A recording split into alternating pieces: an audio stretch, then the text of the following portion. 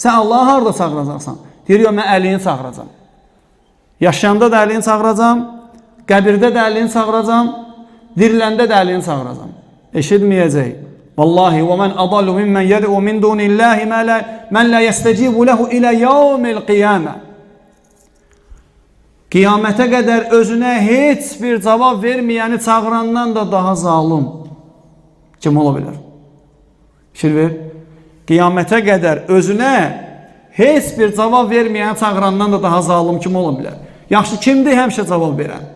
Eşidən, bilən, qəlbləri bilən, bütün sıxıntıları elmi ilə əhatə eləyən, hər kəsin öz sıxıntısını eyni anda qaldırmağa qadir olan kimdir? Allah da subhanahu wa ta'ala, Peyğəmbər sallallahu aleyhi ve sellem deyir ki, Allah ta'ala buyurdu ki, ya ibadi, ey qullarım, ləv ənə əvvələkum və axirakum və insəkum və cinnəkum qamu fi sa'idin vahidin fəsəəluni fəataytu kullə insanın məsələtə mə nəqasa zəlikə mimmə indi şeyə.